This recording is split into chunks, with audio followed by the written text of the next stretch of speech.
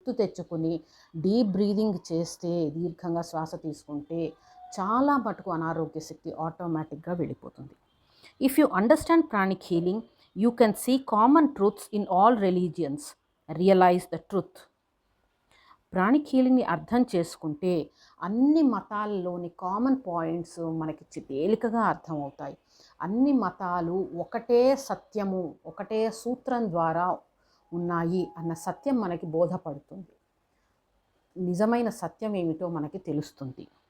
Pranic healing అంటే కేవలం అనారోగ్యాలు బాగు చేసుకోవడానికి మాత్రమే కాదు, మనం ఎవరో మనకు అర్థం చేసుకోవటానికి, మతాలలో ఉండే నిగూఢమైన ఆధ్యాత్మిక రహస్యాలు అర్థం చేసుకోవడానికి మనకి సహాయపడుతుంది. Pranic healing involves the transference of life energy. Pranic healing is not just knowledge, it is a skill you have to practise to become a good healer.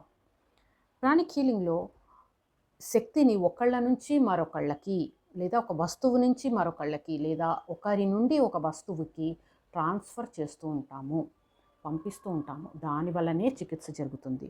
అయితే ప్రాణిక్ హీలింగ్ అనేది కేవలం నాలెడ్జ్ కాదు, విద్య మాత్రమే కాదు, అది ఒక కళ. అది నేర్చుకోవాలి, నేర్చుకున్నది సాధన చేయాలి. సాధన చేస్తే, ప్రాక్టీస్ చేస్తేనే మంచి చికిత్సకులు అవుతారు.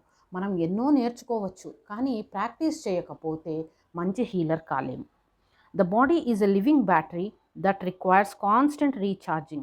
This is done through different means, especially through the transference of life energy.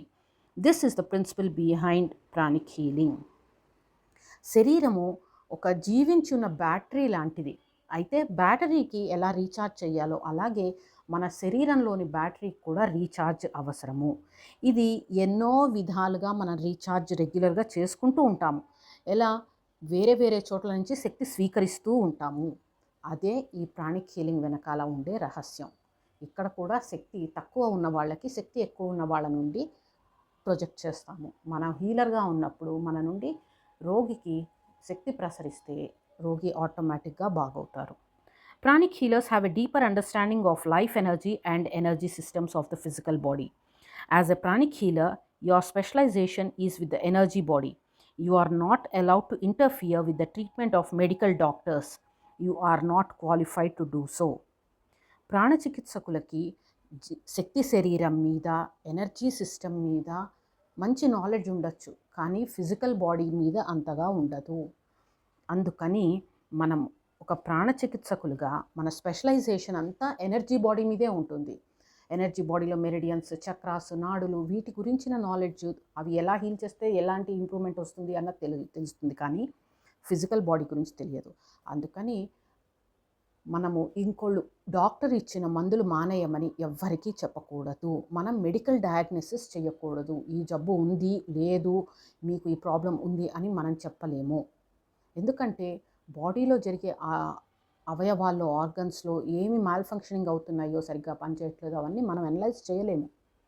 అందుకని మనము అందులో తలదూర్చద్దు. మనకి తెలుసు అనుకోవడం వేరు, కానీ ఖచ్చితంగా మాత్రం తెలియదు. అది గుర్తుంచుకోవాలని మాస్టర్ గారు మరీ చెప్తున్నారు.